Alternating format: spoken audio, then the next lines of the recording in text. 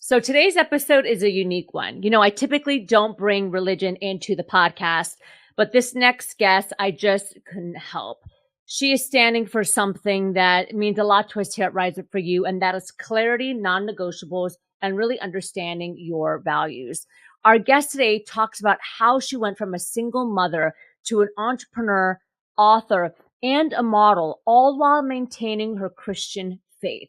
In today's world, oftentimes when we talk about religion and values, it can become polarized. There's a lot of debate, especially in today's world, about this. But I wanted to bring this to the Rise Up For You audience because I think it's really important to touch upon how you can continue to take action in your life, accomplish the goals that you want, and really be your best, all while maintaining the things that are important to you, whether that be faith, family, whatever it is. So please help me and join this wonderful podcast today with Angela Stikks. Welcome to the Rise Up For You podcast. Let's jump in.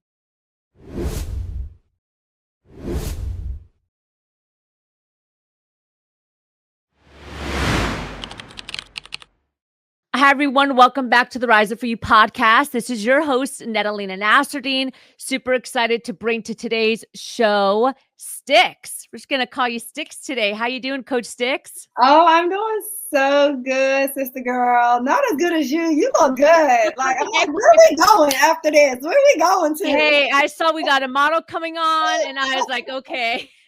No, you the model, girl. I'm just the coach. Look at me. I should have a whistle. I just look like a coach. You look good. Thank you so much. It's an honor to have you on the show. I'm super excited to talk with you today. Typically, when I start the podcast, I start by letting the audience get to know our guests. So I'd love for you to just share a little bit about who you are in your own words. Absolutely. So I love to just start off by saying I am a disciple of Jesus. And I say that because you can be like a Christian or a Jesus follower. Sometimes these labels you just grow up with, but I am very intentional by saying like I am a disciple, meaning like I study Jesus. And like I'm trying to be like him every day. So that's why I call myself a disciple. And yeah, I'm just helping. Who am I? I went from a single mom to pursuing my dreams of modeling, trust in the Lord. Everyone said it was impossible to be a Christian and a model. Like, you can't do that. You're going to have to be naked or sleep around. You're going to lose yourself in that industry. And I'm like, well, let's see what the Lord says about this. So he totally blessed me. I wrote a devotional book where I was able to put my modeling in the book. I started my company, Christian Models Association. I started a Christian magazine. I was like, all of those people who said you're going to lose yourself in this industry, I was like, maybe they were right. I feel like I lost more of me and got more of him, because everything I do is for the kingdom. So it was just all part of his plan. And I always tell if there's women watching this right now, and I don't care if you're doing everything by yourself and you feel like you don't have any help, I can tell you I've been there as a single mom. I know what that's like to feel like your dreams are over. But I'm trying to tell y'all, if you got Jesus, you got everything you need. You don't need anything else, because he is Jehovah Jireh. He's your provider. Everything you need is found in Christ. So if we can just get that and understand, you know what? I'm not by myself, not providing for myself. There's something bigger who loves me, who has a plan for my life, and who's actually orchestrating things on the back end for me. I just got to keep walking in faith. Yeah. It's interesting because when I saw your profile come in, so like typically we don't talk about, I would say, like religion on the podcast, but I think it's important because there's a lot of people out there that have different beliefs. We live in a world today where sometimes we hear a narrative that we can't believe something or we shouldn't, lots of things get polarized. And so I wanted to bring you on because we do have clients that want to go out there and make an impact in the world, and they want to do it through the higher calling of their religion, whatever their faith or religion is, but they're scared, or they're like, maybe it won't be accepted. And so one of the reasons why I wanted to bring you on is because it fits the model that we teach at Rise Up For You, which is, building success on your own terms, having values, having non-negotiables, going out there and taking action, even if it's scary. And in the same process, like not losing yourself and not losing your values. It's very important for our company. Yeah. And so I wanted to bring you on because I think it's important for people that are listening, whether they're entrepreneurs in the corporate, because we have both, to understand your journey so that they can start to turn inward and ask themselves, like, am I honoring whatever my values or my faith are? Am I honoring it in the process of becoming? So I'd love to kind of like go back first for a minute with you. Tell us a little bit about how you got to where you are, how you became who you are. Have you always had your faith? Is it something that was built along the way? Like, I want to learn more about you. So let's go back to high school. Yes, for sure. Well, Nada, I just want to say shout out to Nada because she wasn't scared, y'all. She's like, listen, we don't usually talk about this.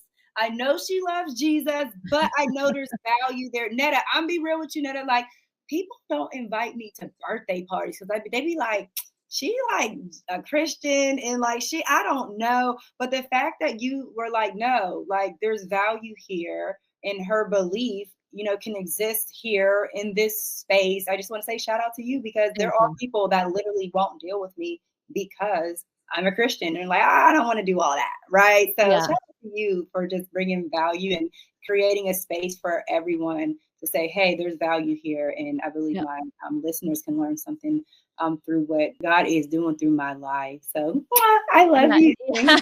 You're welcome. You're welcome. So girl, taking it back to high school, I'm a baller. I'm a basketball player. So, okay. Yeah. This is my modeling portfolio. This is me working with Adidas. This is a print ad for Adidas. So this is me as a basketball player. A lot of jobs that I got in was through being a basketball player.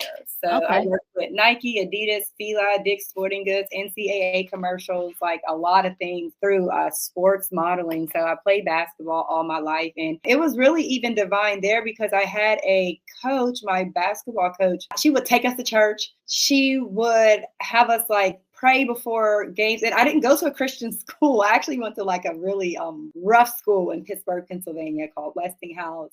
It was a really rough school, a really rough neighborhood. So it wasn't a Christian school, but she was walking in her higher calling through being a basketball coach. And she would, take us. She was like a second mom to me. Even moving out here to California, where I live at now, she flew here for my wedding. That's how intricate part she played in my life. So my basketball coach, very influential, and we were a good team. I won 2 championships. I was McDonald All-City player, MVP. I played basketball in college. Growing up a Christian with these values and going to church. Once I graduated high school and went to college, I was not that anymore. I was like, freedom. I'm going to be whatever I want to be. And I'm going to, growing up, I couldn't listen to certain music. And now when I went to college, I'm like, I'm going to listen to all the bad music that I couldn't listen to. And I'm going to go get my belly button pierced, which I did. And I was like, I want to go get a tattoo. And I went to get a tattoo and oh my gosh, it was nothing but God on my side. The guy told me no. I didn't even know they could tell you no. I went to get a tattoo and the guy wouldn't do it. He's like, nah, how old are you? 18.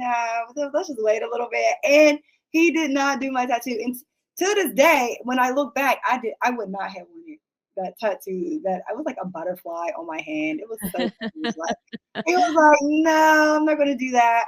And he didn't do it. So when I was in college, literally I turned into a different person. Like my language, I remember I cursed like a sailor. Like my mouth was so bad. I even remember I had a roommate. I called her Texas because she was from Texas.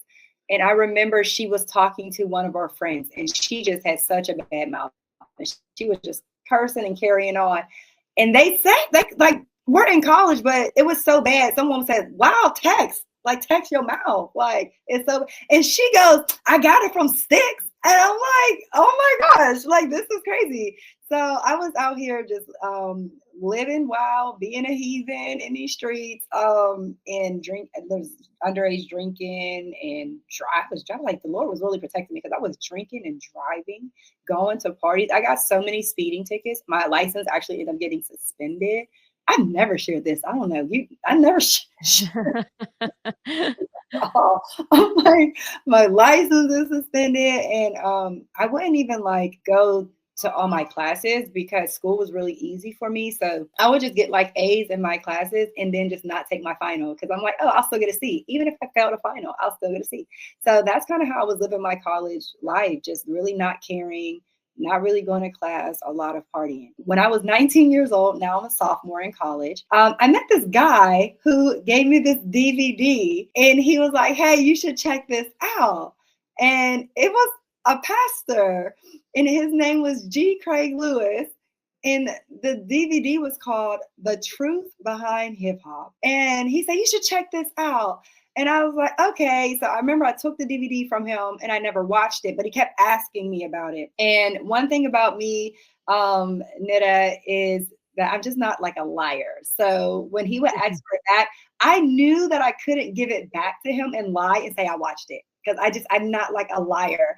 So my intentions were, let me watch this so I can actually say I watched it and give it back to him because he keeps asking me for this DVD back. So one night I'm in my bedroom and I just pop in this DVD and this pastor is just teaching about the hip hop culture and about how, a lot of hip hop artists call themselves gods. Like I remember there was this guy named Ja Rule. And he said, Jah means God. God rules. He's calling himself God. And I was like, oh, that's interesting. And then he was like, Jay-Z is calling himself Jehovah. That's again another God. And I was like, and he's like, I'm like, oh, that's interesting. And I'm just learning all of these things. And then he starts to talk about how the music actually goes into a part of our brain that we can't give it permission. It doesn't have to ask for permission. He said music can impact you in a way that doesn't need your permission. Then he said, I'll prove it to you. He said, the best part of waking up. And I said, it's Folgers in my cup. He said, did you want to learn that? And I'm like, no. He said, did you intentionally try? And I'm thinking like, oh, that's crazy. Like I learned that without trying. So he was teaching on the power of music. And the more he taught, the more I realized how I literally became a different person based on the music that I was listening to. My language changed, how I act, what I cared about, all of these things changed. So at the end of the sermon, he said, I want to challenge you guys to bring up, if you got CDs and stuff, just bring them up to the altar, give it to the Lord and repent and turn away. And in that moment, I get chills even thinking about it because like Jesus met me in my bed and his presence just like filled my room. And I remember getting down on my knees and crying out and just saying, Lord, I'm sorry. I'm sorry. It's like all of a sudden I can see my sin and my ugliness. And I'm just like, Lord, I'm sorry. And the next day when I woke up, I took out my belly ring and I threw away all of my clothes and I threw away all of my CDs. It's like 20 years ago. And I'm just throwing stuff out. And I'm just like I was like, the Bible says like, you become a new creature in Christ. And I was literally a different person. Like she was gone. Whoever that person was before I watched that DVD, she was gone. And I remember a guy that I played basketball with. He used to come to all my parties and he came up to me one day on campus and he said, man, I want the old Stikks back. And that's when I realized, oh, I am a new person. I'm literally a new person. I went from throwing parties on a Tuesday night to Bible studies on a Wednesday. I'm hosting Bible studies now. I mean, completely changed my life. I end up getting 4.0s. I graduated with cum laude honors because now I want to do everything with excellence. I want to do everything with diligence. I don't want to be a slacker. Like it changed everything. The way I did school, everything started changing for me. And then when I graduated from college, I still wanted to be a model. I wanted to model since I was 8 years old. And even though I went my basketball route and became a basketball player and I played in college, after I graduated from college, it's like the Lord brought this back into my mind, like about being a model. And because I knew that I was a new person, like I knew God changed me, I said, why would I still want to do that? So then I knew like, this isn't me. He's calling me to this industry for whatever reason, I know this is not my own idea because I'm a new person and I still want to be a model. And that's when I went back home to my hometown. And I actually tried to model, but I was rejected. I tried out for like America's Next Top Model. They came to my town, Pittsburgh, Pennsylvania, and I didn't make it. And then I tried to go to a agency, and I tried to get represented by an agency, and they didn't want me. And then at that time, I actually had to babysit my little brother, and he was with me, and they wanted him. They actually signed my little brother. And not me. So I was like, oh, wow, that was sad. But I was happy for him. And, it wasn't working out for me. And then shortly after I graduated, I met a guy, and I just thought he was the one. He was talking about Jesus and talking about the Bible and saying all of the right things. And within just 3 months of knowing, I was pregnant. And I'm like, how did I get here? And not only was I pregnant, but I was by myself. He was gone. Oh, he was gone. And I'm like, I went from just loving the Lord and graduating college with honors and pursuing my dreams. And all of a sudden, I'm pregnant by myself and scared. And I'm just like, I don't even know what to do. Now, I was only 22 years old. I'm trying to find a job. I'm trying to figure out like, what am I now doing with my life?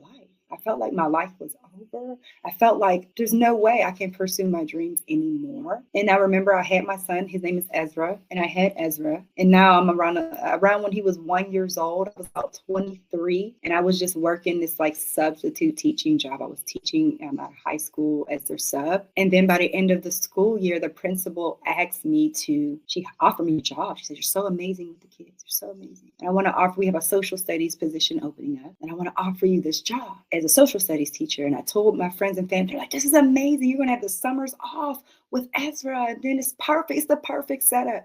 Oh my gosh, everyone's so excited for me. But deep down inside, I just knew there was something else I was supposed to do. And maybe you're listening right now. And maybe you work a 9 to 5 and it's paying bills and it's comfortable and it's easy and it's just a sure thing. But deep down, you know you're called to do something else. You're a greater impact, but you're comfortable. And if you will be real, you know you're settling. If you will be honest, because you may have already gotten a glimpse. I believe God shows us a glimpse of who we're supposed to be. Like and signs all the time. Signs. Yeah.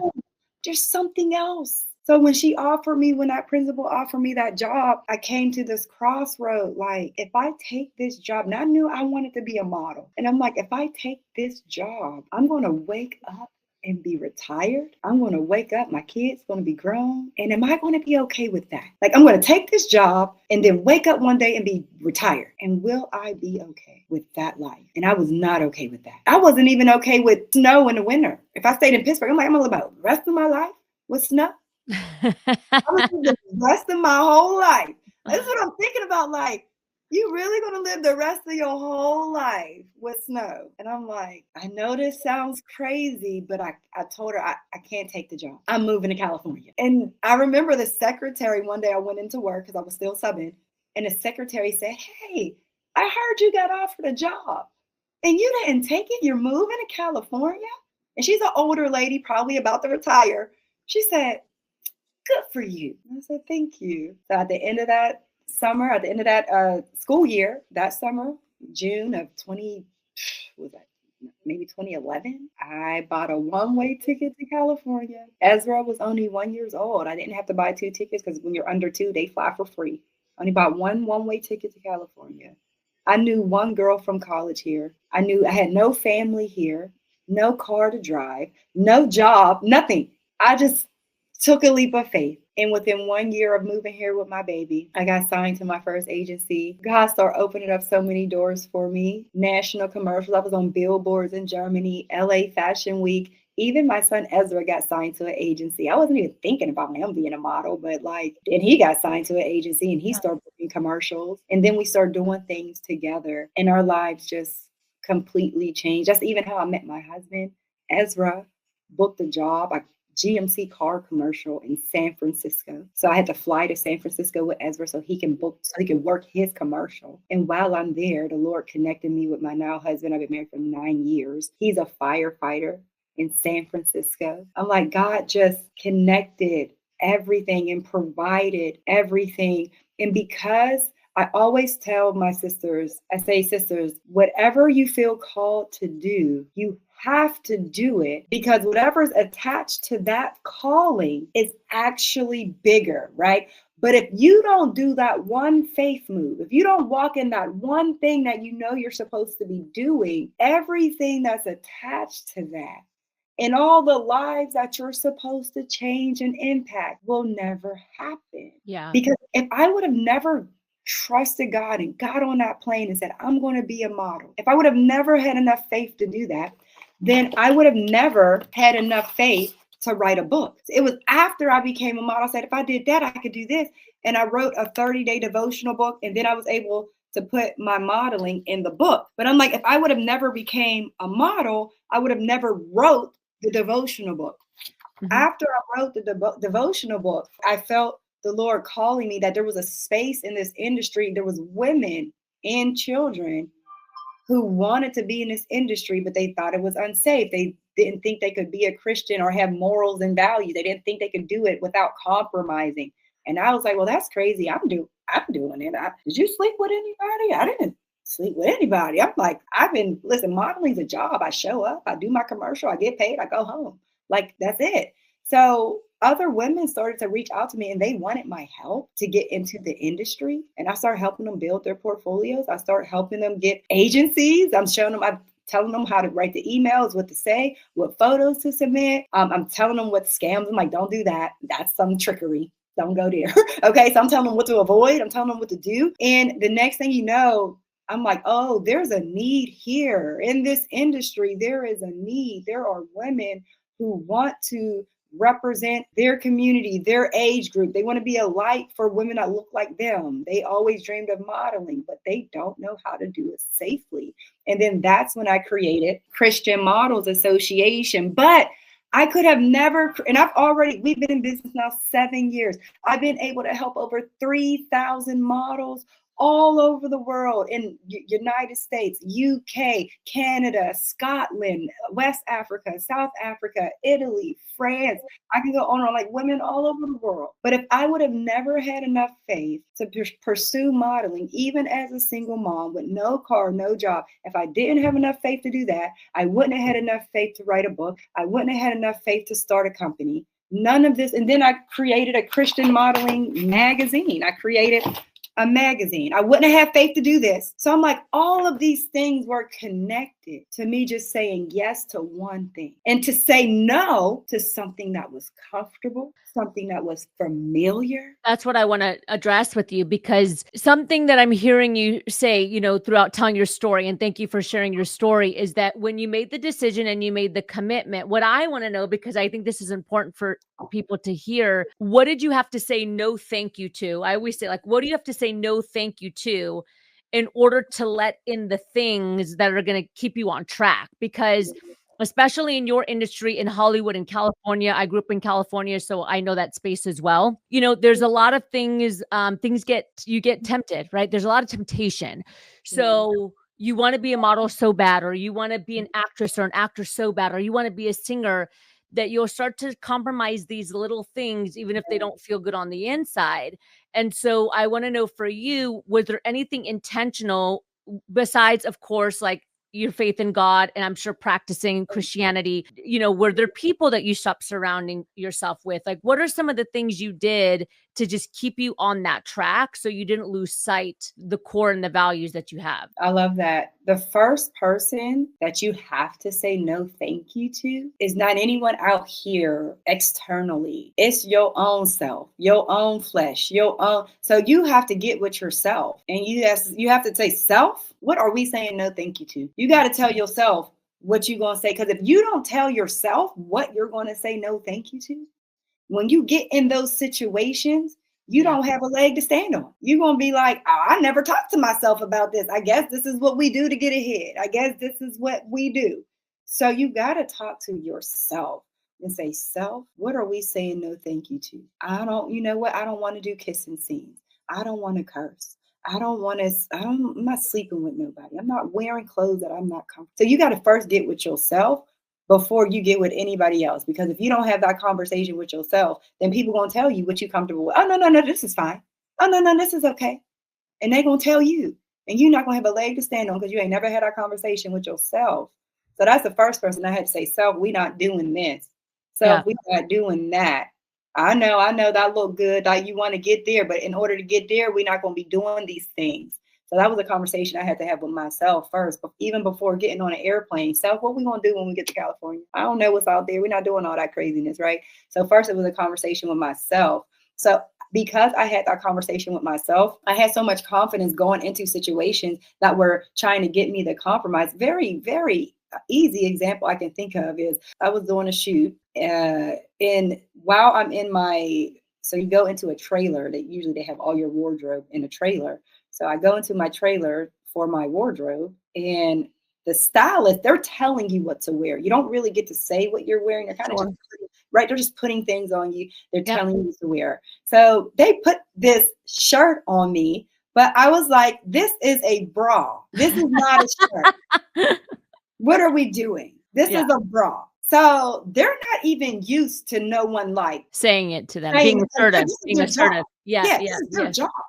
They're just doing their job. So when they did their job and they got me these shorts with this shirt, and I was like, that's a bra, not a shirt. Then they're like, oh, so now they got to like figure out how they're going to take that. Are they going to be prideful?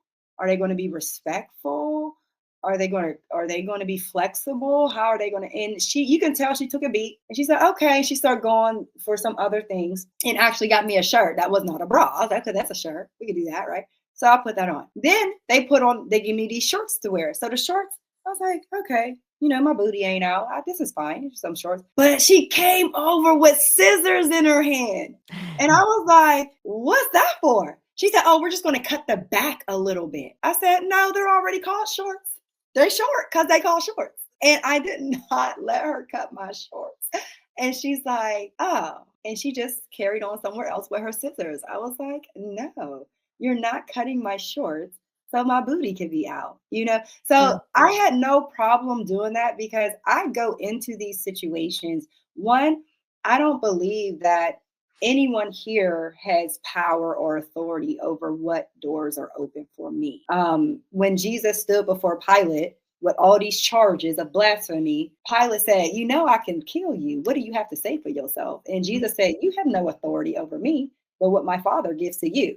Mm-hmm. He said, you can't do nothing without my Father's permission. So that was my mindset. Like, I'm going to go in here very confidently because my Father sent me here. And if he don't want me here, only he can have me go, not you. You have no authority to kick me out. And it even happened with my agent. My agent wanted me to go to this gum commercial. It was just for gum. But I knew at the audition, it told me in the write-up, it tells you what you have to do. And it said that I would be kissing a guy at the audition for the gum commercial. So I sent my agent an email and I was like, I don't kiss strangers. I'm a Christian. I don't believe in doing this. I only believe in kissing my husband.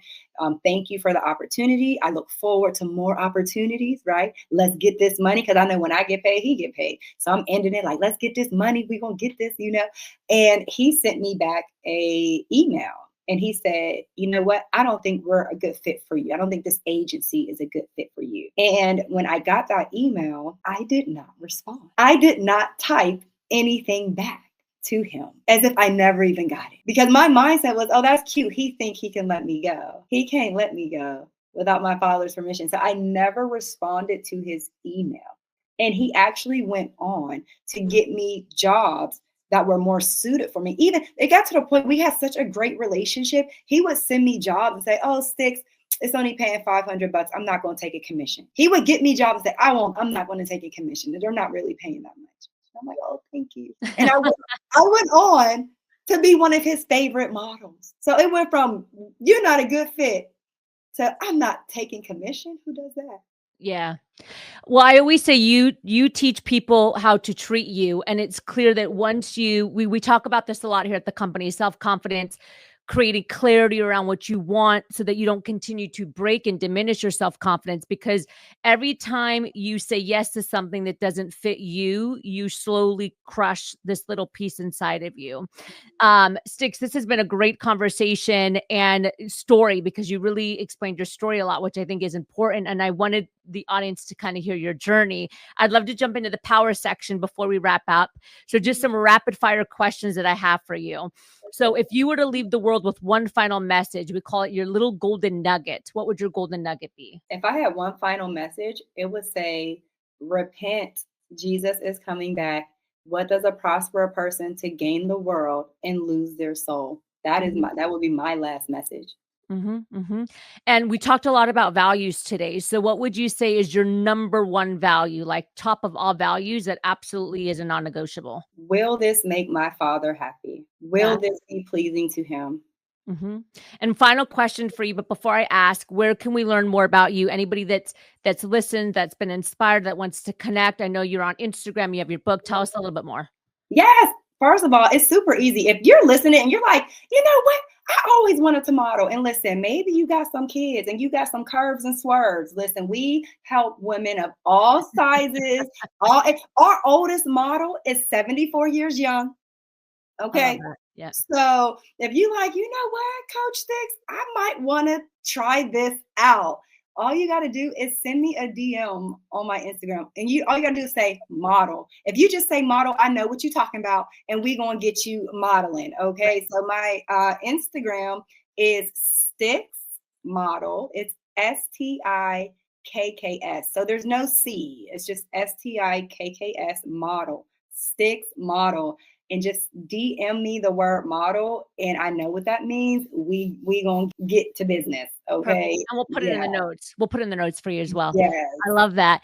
Final question for you. As you know, the company is called Rise Up For You. What comes to mind when you hear that phrase? That when you rise up for you, it ain't even about you. And I feel like if people could see, if they can actually see the faces of the lives that they're actually supposed to change, they would have rose up yesterday. Like when you rise up for you, you are supposed to be making an impact in this world. You are supposed to be changing the lives of your home, the lives of your community, the lives of your city, the lives of your state, your world. Like you have the power to change so many lives. So you got to rise up, because listen, people are depending on you. People need you. This is serious. Let's not. I feel like when you don't rise up, that you just being selfish. I feel like it's selfish to not rise up, because you're supposed to change so many people's lives. Yeah. I love that. Thank you so much for joining us. It's a pleasure to have you here. Thank you. I appreciate it. Thank you. You're amazing. Thank you. Thank you. Of course. And everyone that is here for the Rise Up For You podcast, thank you again for joining us every single week. We're bringing you executives, entrepreneurs, influencers, people that are making change in the world, that are showing up for one purpose, and that is to help you be your absolute best. Thank you again, Sticks. I will see you next time, everyone. Hey, I hope you enjoyed today's podcast. Before you leave, don't forget to subscribe to our podcast and YouTube channel, and check us out on social media. We are everywhere, from LinkedIn to Instagram to Facebook, at our simple handle, at Rise Up For You. On every single platform, it's exactly the same. And we're providing new content on every single platform, so there's something different everywhere. So don't forget to subscribe to our channel, subscribe to our podcast, and connect with us on social media. I'll see you next time.